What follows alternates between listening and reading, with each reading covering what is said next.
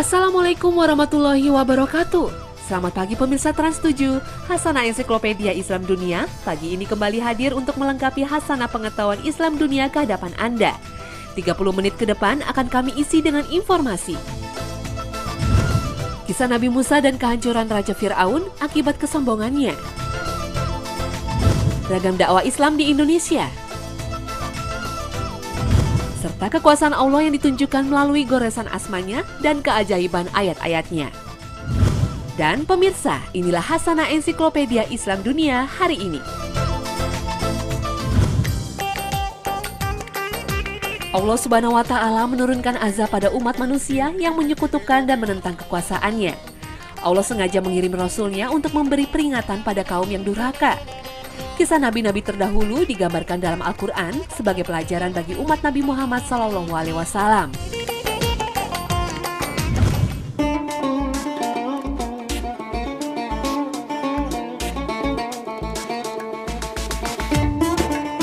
Kisah Nabi Musa alaihissalam.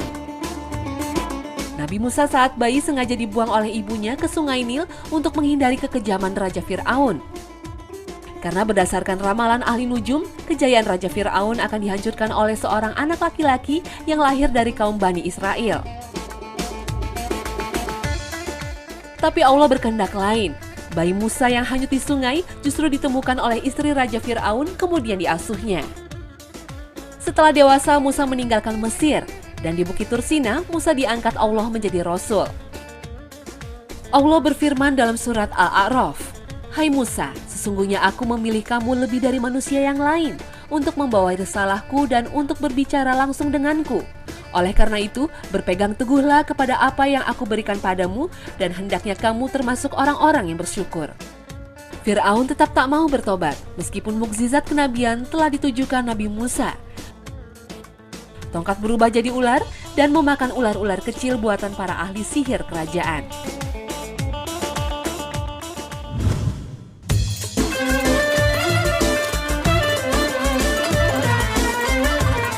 Peradaban Mesir kuno mengalami kejayaan pada masa Ramses yang agung, Fir'aun ketiga dari dinasti ke-19. Pada masa kejayaan, ia banyak membangun kota, kuil, dan monumen. Salah satu kehebatan peradaban Mesir kuno adalah piramida. Hingga kini ada sekitar 30 piramida yang sudah ditemukan.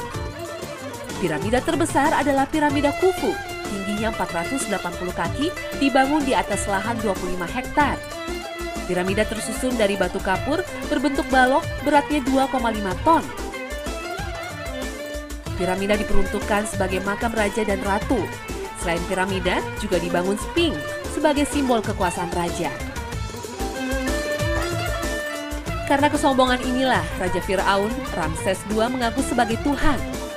Dalam surat Al-Qasas disebutkan bahwa Fir'aun telah berbuat sewenang-wenang di muka bumi. Ia menjadikan penduduknya berpecah belah dengan menindas segolongan dari mereka, menyembelih anak laki-laki mereka dan membiarkan hidup anak-anak perempuan mereka. Sesungguhnya Fir'aun termasuk orang-orang yang berbuat kerusakan. Nabi Musa diutus Allah untuk menyelamatkan kaum Bani Israel dari kekejaman Fir'aun dan membawanya keluar dari Mesir. Pasukan Fir'aun saat itu berusaha mengejarnya. Inilah saatnya azab Allah diturunkan.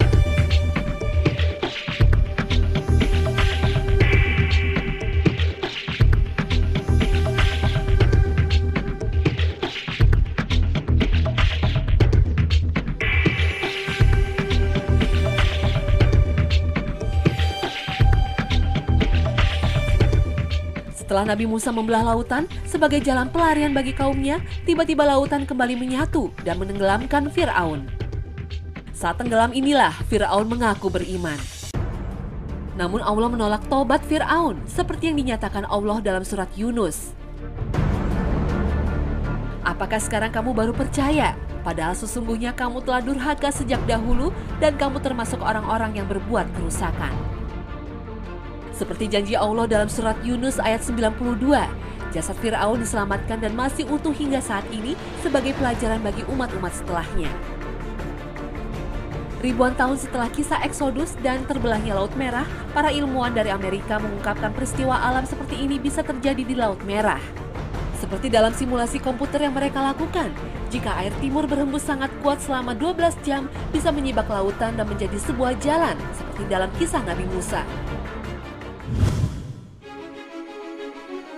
Kaum Bani Israel yang diselamatkan Nabi Musa alaihissalam adalah suatu kaum yang dilukiskan dalam Al-Quran sebagai kaum yang keras kepala, membangkang, pesimis, tamak, pengecut, suka menghina dan mengolok-olok nabinya. Allah menyebut kata Bani Israel hingga 43 kali dalam Al-Quran. Kaum Bani Israel hidup pada 2500 sebelum Masehi. Mereka merupakan keturunan dari Nabi Yakub. Mereka terbagi 12 suku, antara lain keturunan Yahuda yang saat ini disebut kaum Yahudi. Pada tahun 1948, kaum Yahudi yang hidup terpisah-pisah akhirnya mendirikan negara Israel dan menjajah bangsa Palestina dengan kejam. Kekejaman bangsa Israel ini sudah dijelaskan dalam surat Al-Isra ayat 4. Allah berfirman bahwa kamu kaum Bani Israel akan membuat banyak kerusakan di muka bumi dan kamu akan menyombongkan diri dengan kesombongan yang besar.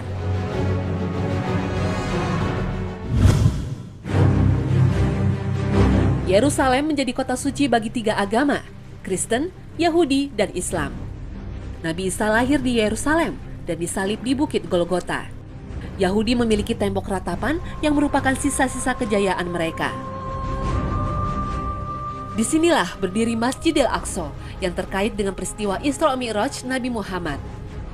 Tidak jauh dari Masjid Aqsa berdiri Dome of Rock, tempat batu melayang. Diyakini batu ini ingin mengikuti Rasul saat melakukan Mi'raj ke Sidratul Muntaha, namun ditahan oleh kaki Rasul. Kawasan yang disebut Baitul Maqdis atau rumah yang disucikan Allah saat ini dikuasai tentara Israel. Di sekitar Dome of Rock, Zionis mendirikan Masjid As-Sakra untuk mengelabui umat Islam, seolah-olah inilah Masjidil Aqsa. Karena di bawah Masjid Aqsa, mereka tengah menggali terowongan untuk mendirikan kuil Salomon. Inilah agenda terpenting umat Islam dunia untuk membebaskan Baitul Maqdis dari cengkraman Israel.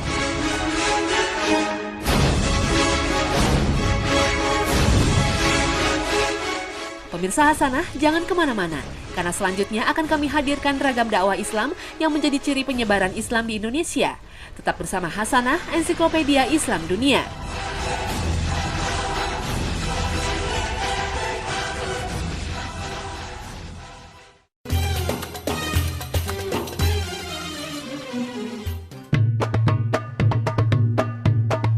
Islam datang ke Nusantara melalui sebuah misi dakwah jauh sebelum abad ke-13. Sebagian ahli sejarah berpendapat hubungan dagang antara kerajaan di Nusantara dan para pedagang dari tanah Arab sudah terjalin pada abad ke-7. Berdirinya kerajaan Islam Pasai di Sumatera menjadi salah satu bukti Islam sudah lama dikenal di kerajaan-kerajaan Nusantara. Sementara di tanah Jawa, agama Islam disebarkan oleh Wali Sembilan. Dakwah Islam terus dijalankan para dai hingga saat ini dengan menggunakan beragam media, mulai dengan mendirikan pesantren, ceramah di majelis taklim, zikir akbar, atau bahkan media kesenian. Wayang kulit adalah kesenian asli masyarakat Jawa yang digunakan Sunan Kalijaga untuk berdakwah. Wayang dakwah dikenal sebagai wayang syahdat. Saat itu, untuk bisa menonton pertunjukan wayang, warga harus membaca kalimat syahadat terlebih dahulu. Wayang syahdat saat ini sudah jarang ditemukan. Para dalang lebih banyak menggunakan wayang Purwo yang ceritanya juga berisikan ajaran moral. Namun di Purwokerto, Jawa Tengah, seorang ustadz bernama Sun Haji menggunakan wayang sebagai media dakwah. Tembang-tembang Islam mulai dilantunkan saat sang dalang memainkan gunungan. Melalui wayang-wayang ini dituturkan cerita kehidupan dan keteladanan Nabi Muhammad. Selain itu, wayang Purwo juga menampilkan tokoh jenaka seperti Petruk, Gareng, dan Bagong agar dakwah menjadi santai dan tidak kaku. Dengan tokoh punakawan ini, para jemaah seringkali tersindir namun tanpa harus sakit hati. Sejak Islam masuk ke Nusantara, pengaruh musik Padang Pasir juga mewarnai ragam musik daerah. Pada abad ke-19, pedagang dari Yaman membawa musik gambus yang dalam perkembangannya berubah menjadi musik Melayu. Gambus merupakan alat musik petik berbentuk labu. Bentuknya menyerupai gitar, namun dengan ruang resonansi yang lebih besar. Warna musik yang dihasilkan pun unik. Lirik-lirik yang dibawakan pun bernuansa dakwah. Di Yaman, jenis musik ini disebut oud. Musik gambus yang rancak biasanya dilengkapi dengan tarian zafin yang syarat dengan kelincahan dan hentakan kaki. Biasanya tarian zafin dipersembahkan dalam hajatan seperti pernikahan, sunatan, atau peresmian gedung.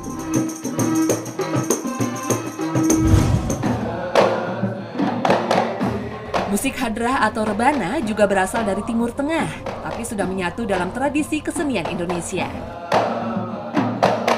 Hadrah yang menggunakan instrumen yang sederhana ini lebih mengutamakan kekuatan lirik yang berisi puji-pujian, sholawat pada Nabi, dan kisah teladan para Nabi.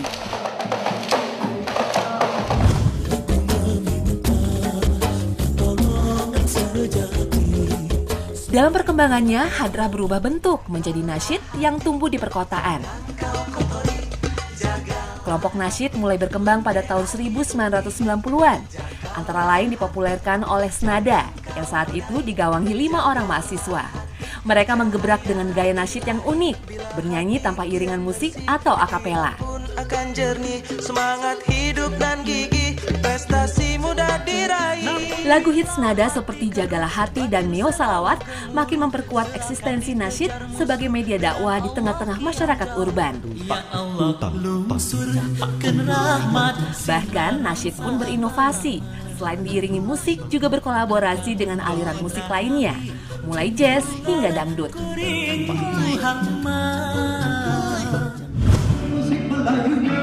Musik dakwah juga disematkan pada Raja Dangdut Rhoma Irama. Dengan grup musik sonetanya, Rhoma memproklamirkan sebagai Voice of Muslim sejak tahun 1973.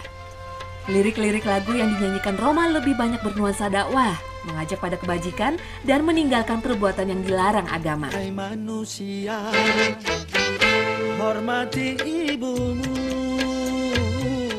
Rhoma berhasil membuat gebrakan terhadap musik dangdut dengan memadukan unsur musik rock serta melakukan improvisasi baik aransemen, syair lagu, hingga penampilan di atas panggung. Rhoma yang banyak membintangi film layar lebar ini juga dianggap tokoh yang berhasil membawa musik dangdut ke kancah internasional.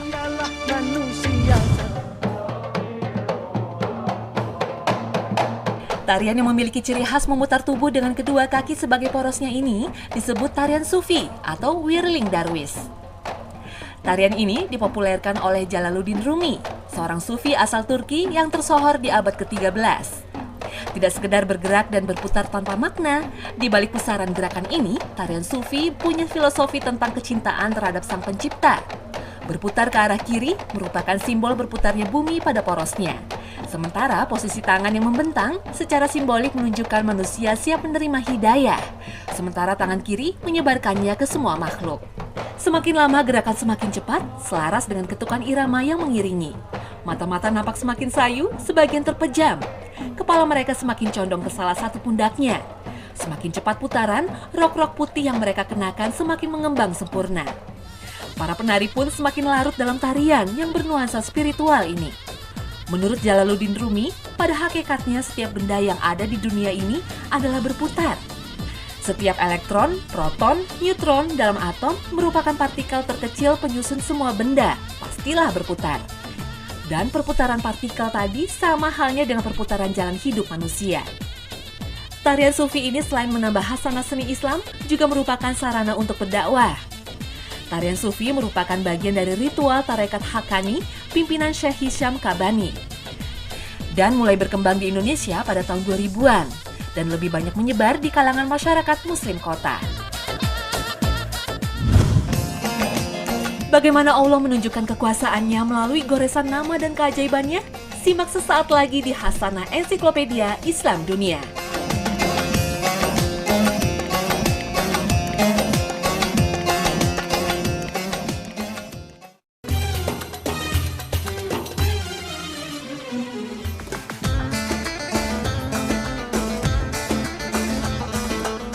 Alam semesta bertasbih. Bumi, langit, dan segala isinya bertasbih pada Allah Subhanahu wa Ta'ala. Sesungguhnya dalam penciptaan langit dan bumi adalah tanda-tanda kebesaran Allah. Namun manusia sering lupa dan tidak mau merenung akan kebesaran Allah. Betapa banyak keajaiban yang Allah tunjukkan. Namun manusia seringkali lebih takjub dengan peristiwa-peristiwa kecil dalam kehidupan sehari-hari. Misalnya lafaz Allah yang muncul di buah-buahan atau hewan peliharaan.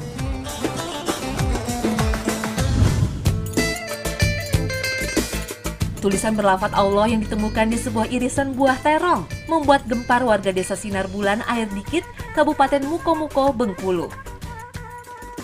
Menurut Sarahun, pemilik terong ini, tulisan Allah ditemukan tanpa sengaja oleh anaknya yang awalnya ingin membantu ibunya yang sedang memasak. Kejadian serupa juga membuat gempar warga Wonosari, Kecamatan Meral, Tanjung Balai, Karimun, Kepulauan Riau. Kali ini, warga menemukan buah pisang yang tumbuh dari batang pohonnya berbentuk lafaz Allah. Buah pisang berdiri tegak pada tandannya yang berbentuk tulisan kaligrafi Arab dengan huruf alif, lam, dan ha terlihat dari arah timur. Kalau dari arah barat, buah pisang menyerupai naga.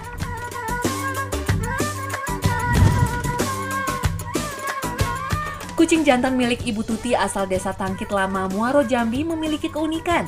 Lafaz Allah muncul di kepala kucing yang bernama Ruben ini. Kucing unik ini mengundang banyak perhatian dari warga.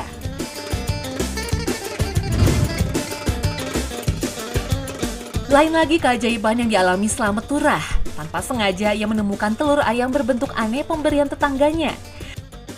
Saat akan menggoreng telur itu, ia kaget setelah diamati kulit telur memiliki guratan-guratan bertuliskan huruf Arab berlafaz Allah. Meski ada yang menawar dengan harga mahal, namun Slamet tak mau melepas telur yang berbentuk sakral ini.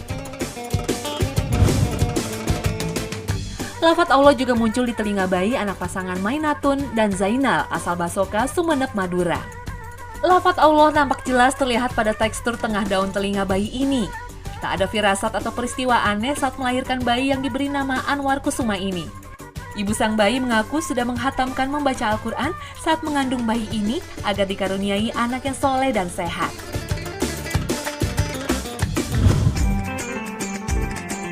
Keajaiban juga terjadi di Rusia. Bayi laki-laki berusia 9 bulan, seluruh tubuhnya dihiasi dengan ayat-ayat Al-Quran. Mulai dari punggung, tangan, kaki, dan perut. Ayat-ayat suci ini muncul setiap hari Senin dan malam Kamis, kemudian memudar dan berganti dengan ayat-ayat lainnya. Kejadian ajaib ini dimulai ketika tulisan Allah muncul di dagunya, beberapa minggu setelah bayi yang diberi nama Ali Yakubov ini lahir. Sejak itulah, ayat-ayat suci Al-Quran bermunculan di tubuh bayi ini. Setiap kali tanda-tanda ini muncul, badan Ali mendadak demam dan Ali selalu menangis. Wallahu a'lam. Hanya Allah yang tahu apa rahasia di balik peristiwa ini. Dalam surat An-Nur, Allah menciptakan apa yang dikehendaknya. Sesungguhnya Allah Maha Kuasa atas segala sesuatu. Dan sungguh, tidak ada sesuatu pun yang sia-sia yang Allah ciptakan.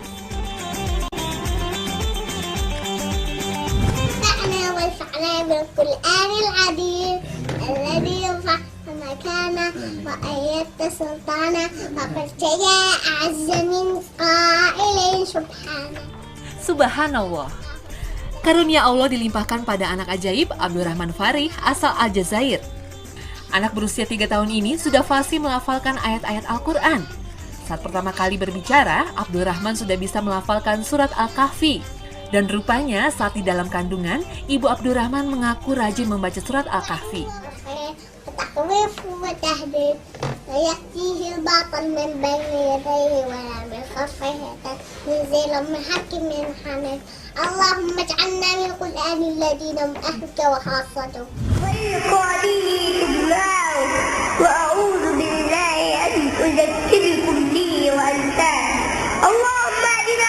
Kekuasaan Allah juga ditunjukkan pada anak berusia 4 tahun.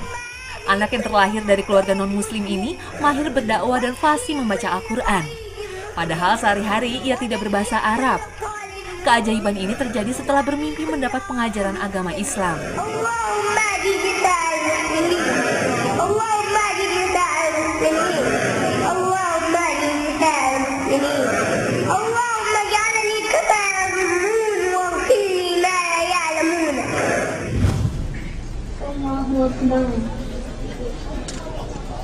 أعوذ بالله من الشيطان الرجيم بسم الله الرحمن الرحيم Dan bagaimana jadinya jika seorang bocah berusia 7 tahun menjadi imam sholat tarawih di sebuah masjid?